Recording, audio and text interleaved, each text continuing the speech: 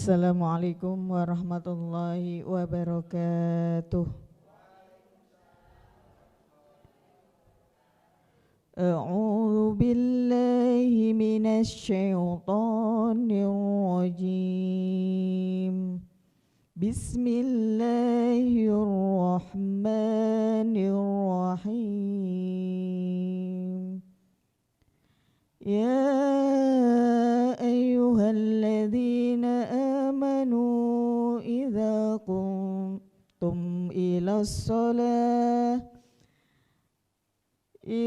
qumtum ila sholati faghsilu wujuhakum wa aydiyakum ilal marafiqi wamsahu biru'usikum wa arjulakum ilal ka'bain wa in kuntum junuban fattahharu wa in kuntum marada aw ala safarin aw jaa ahadum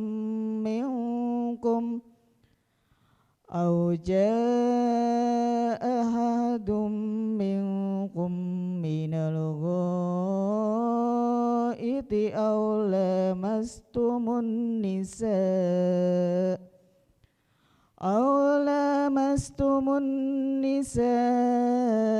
falam tajidu ma'an fatayammamu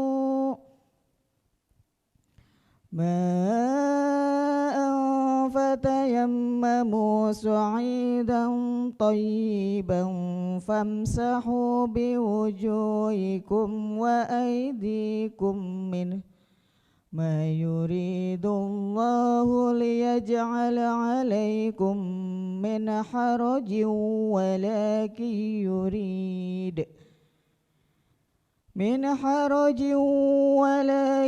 yurid liyutahhirakum wa yutimma ni'matahu 'alaikum la'allakum tashkurun.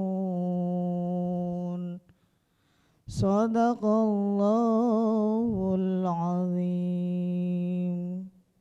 Bismillahirrahmanirrahim. Assalamualaikum warahmatullahi wabarakatuh. Bismillahi walhamdulillah wassalatu wassalamu ala rasulillah wala haula wala quwata illa billah amma ba'du. Mari bersama-sama kita panjatkan puji syukur atas kehadirat Allah Subhanahu wa Ta'ala yang telah memberikan nikmat serta karunia-Nya sehingga pada pagi hari ini kita bisa kembali berkumpul dalam acara ngopi, ngobrol perkara ilmu. Ngopi yuk! Sebelumnya saya akan menyapa terlebih dahulu Bapak Ustadz Ahmad Haris Riswanto. Assalamualaikum Pak Ustadz. Waalaikumsalam warahmatullahi wabarakatuh. Kabarnya gimana Pak Ustadz? Alhamdulillah sehat. Alhamdulillah sehat. Jamaah ibu-ibu yang hadir di lokasi gimana kabarnya? Alhamdulillah sehat. Semoga kesehatan ini juga dirasakan oleh pemirsa Sinpo TV dimanapun berada. Nah, topik obrolan kita di pagi hari ini adalah toharoh dalam Islam. Nah, itu seperti apa maksudnya? Kita mendengarkan langsung, silakan Pak Ustadz. Assalamualaikum warahmatullahi wabarakatuh. Bismillah, alhamdulillah, summa salatu wassalamu ala rasulillah Sayyidina wa maulana Muhammad ibn Abdillah wa ala alihi wa ashabihi wa man tabi'a rusydah, amma ba'dah. Jamaah yang dimuliakan Allah dan juga pemirsa Sinpo TV dimanapun berada, semoga kita menjadi hamba-hamba Allah yang istiqamah di jalan yang telah diajarkan oleh Rasulullah sallallahu alaihi wa alihi wasallam. Jamaah yang dimuliakan Allah, obrolan kita pada pagi yang berbahagia ini tentang toharoh. Apa itu toharoh? Toharoh artinya bersuci. Islam, agama kita ini adalah agama yang sangat memperhatikan tentang masalah kesucian atau kebersihan. ayat yang menjadi doa yang sering kita dengar, innallaha yuhibbut tawwabina wa yuhibbul mutatahhirin. Jadi doa kan ya? Doa selesai wudu. Sesungguhnya Allah mencintai orang-orang yang bertaubat dan juga mencintai orang-orang yang mensucikan diri. Bahkan dalam hadis yang begitu terkenal adalah at-tahuru syatrul iman. Kesucian, kebersihan itu sebagian dari iman.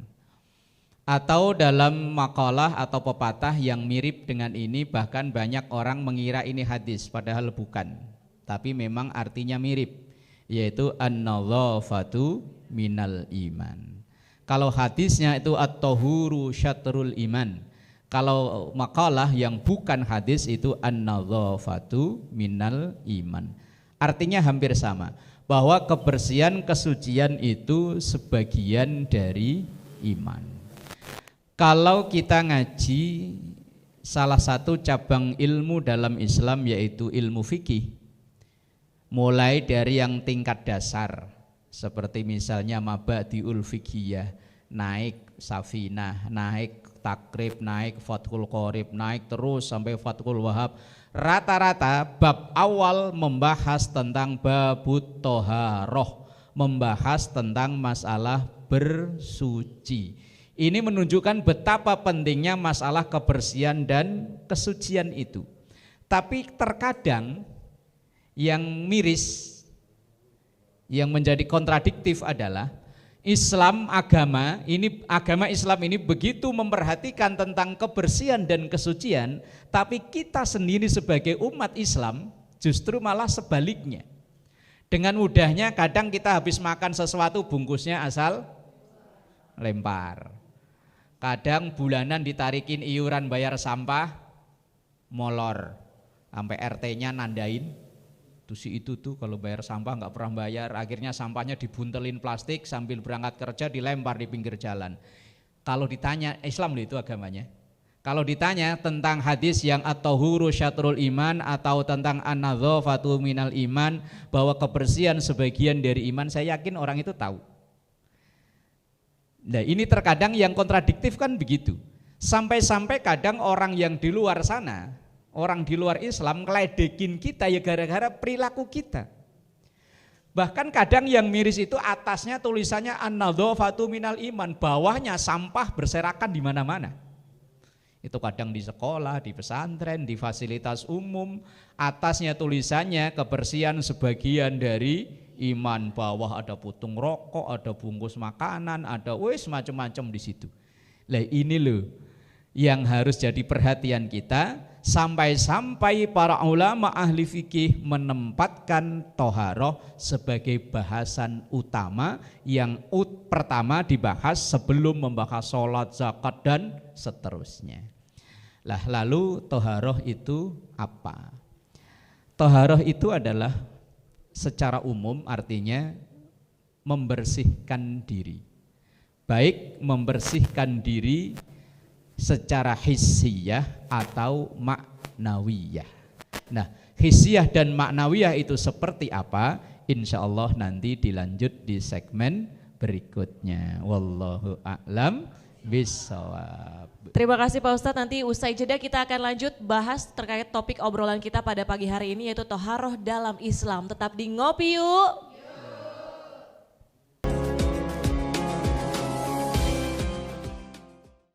Alhamdulillahirrabbilalamin, kita masih dalam acara ngopi, ngobrol perkara ilmu. Ngopi yuk.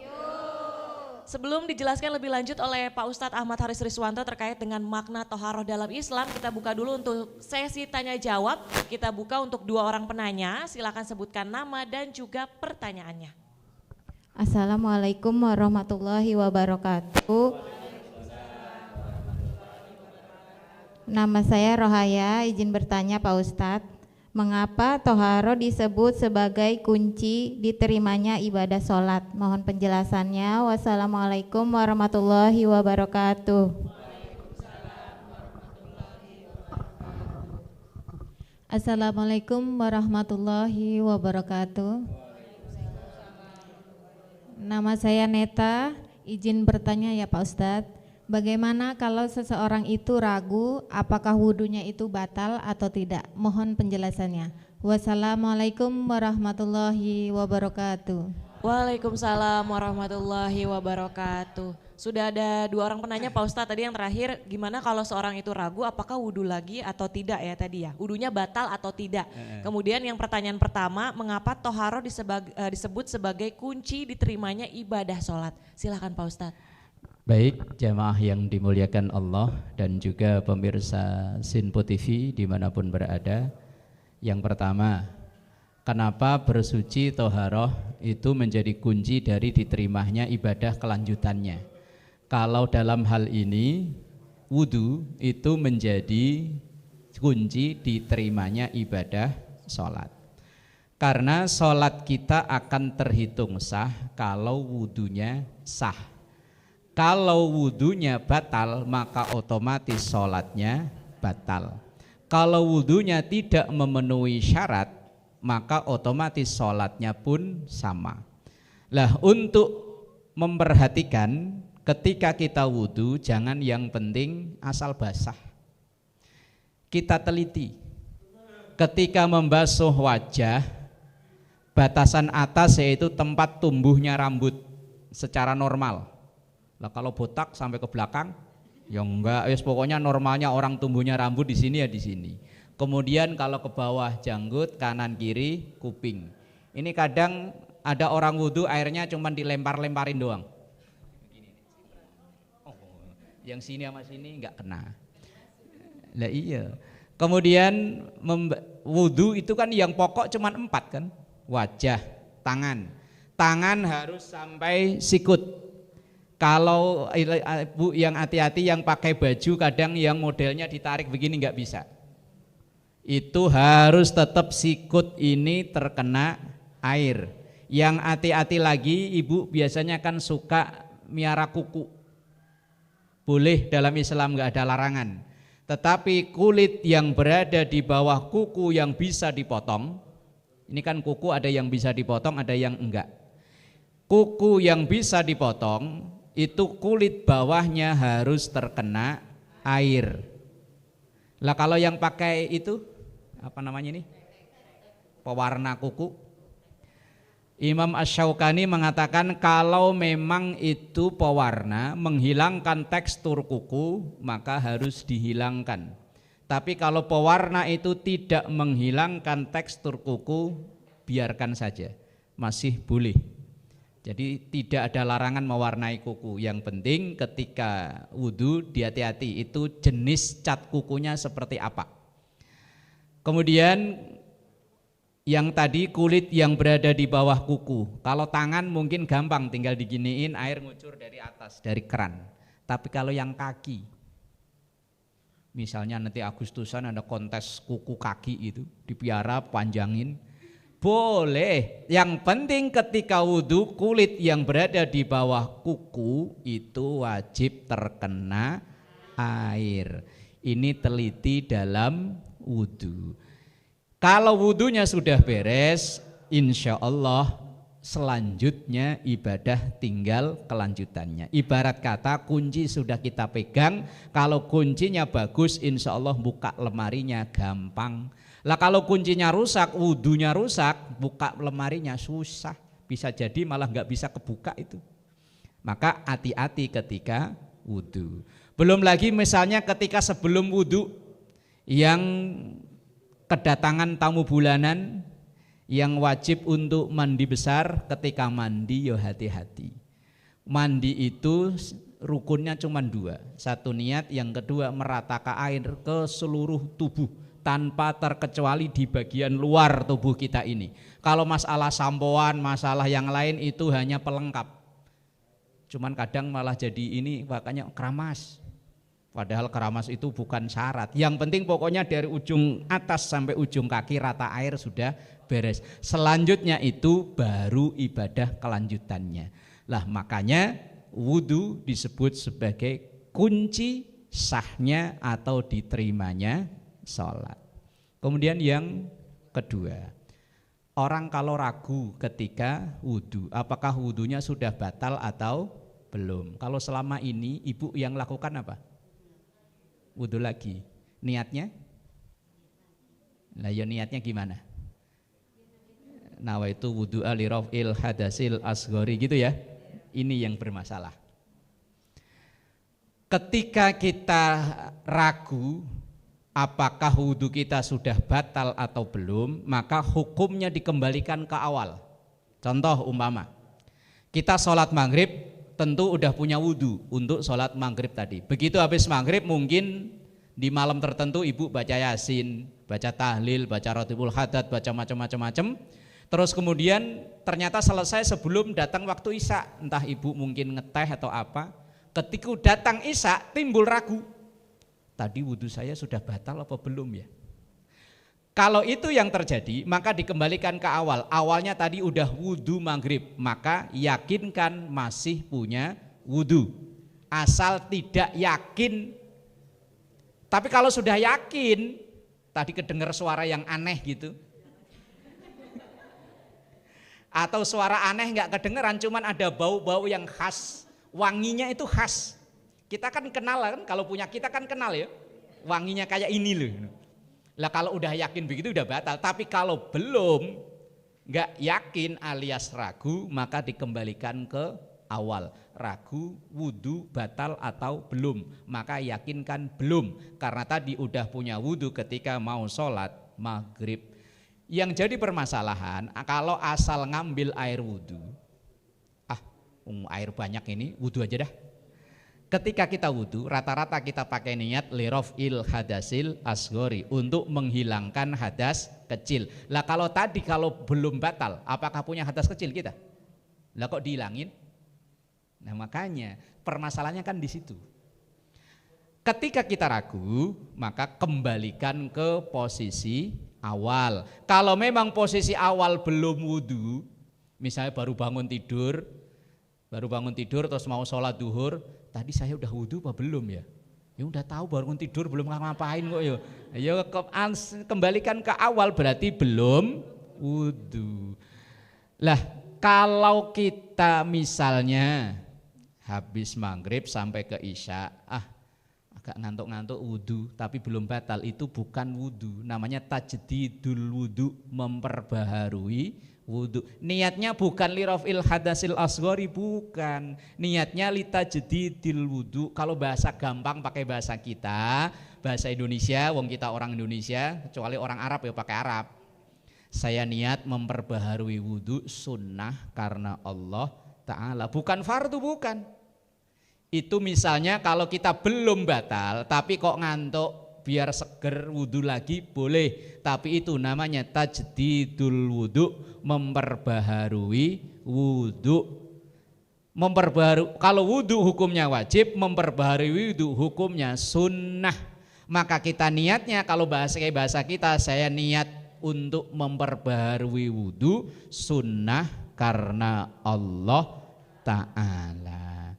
Jadi selama ini kalau kita asal wudhu kok liraf'il hadasil asghari, ya bermasalah di situ.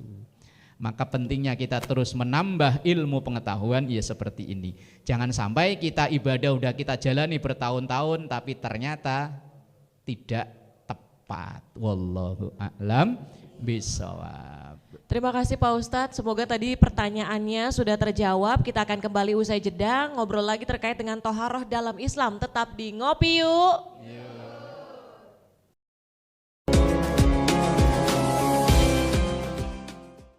Pemirsa Sinpo TV dimanapun berada, kita masih dalam acara Ngopi, ngobrol perkara ilmu. Ngopi Yuk. Setelah di segmen sebelumnya sudah dibuka untuk sesi tanya jawab terkait dengan topik obrolan kita pagi hari ini, yaitu toharoh dalam Islam. Di segmen kali ini kita akan mendengarkan penjelasan lebih lanjut plus rangkumannya. Silahkan Pak Ustadz.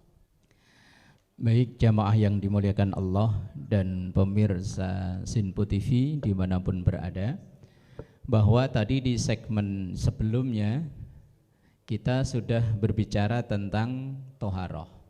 Bahwa toharoh itu secara garis besar ada dua macam, yaitu toharoh secara hissiyah dan toharoh secara maknawiyah.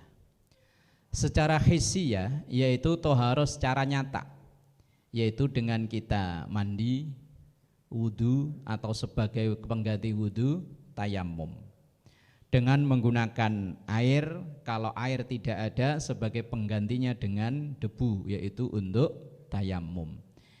Ini namanya toharoh hissiyah, toharoh yang secara nyata. Ketika kita melakukan hal-hal yang membatalkan wudu, kemudian kita berwudu. Kita melakukan hal-hal yang menyebabkan mandi wajib, kemudian mandi wajib. Ini toharoh secara hissiyah. Atau bisa diartikan secara hissiyah itu toharoh membersihkan dari najis, baik najis hukmiyah atau najis ainiyah. Najis ainiyah itu najis yang najisnya masih kelihatan, masih ada, itu namanya ainiyah. Ada yang namanya najis hukmiyah, najisnya sudah tidak ada. Misalnya kita ada karpet sajadah tadi dikencingin bocah, lah kemudian najisnya udah nyelesep, bahkan mungkin udah kering, tapi kita tahu di situ tadi dikencingin bocah dan belum dicuci. Najisnya ainiyahnya tidak ada, bendanya najis sudah nggak ada, tapi hukumnya masih. Namanya ini najis hukmiyah, dihukumi najis walaupun benda najisnya itu sudah tidak ada. Ini namanya toharoh secara hissiyah. Yang kedua ada toharoh itu namanya dalam dari sisi maknawiyah, makna yang terkandung dari toharoh itu, bahwa ketika kita berwudu membasuh wajah kita, ini berarti kita memohon pada Allah agar wajah ini dibersihkan atau dosa-dosa yang bersumber dari wajah ini dibersihkan oleh Allah. Mulai dari mata, ini biasanya yang dosa mata banyakan yang pakai peci apa pakai kudung. Habis dari mata turun ke sini. Nah kalau ini mah jelas ini mah ya, yang ini loh. Nah, ngaku nggak ngaku wong udah diakui dunia kok. Nah. Ketika wudu, ya Allah bersihkan wajah ini dari dosa-dosa yang bersumber dari ini. Ketika basuh tangan, ya Allah bersihkanlah dosa-dosa yang bersumber dari tangan. Ini gampang banget untuk dosa. Jangankan begini aja bisa jadi dosa loh. Begini loh, ya kan? Bisa jadi dosa kan ya? Kemudian ada orang kita, ya kan, dosa.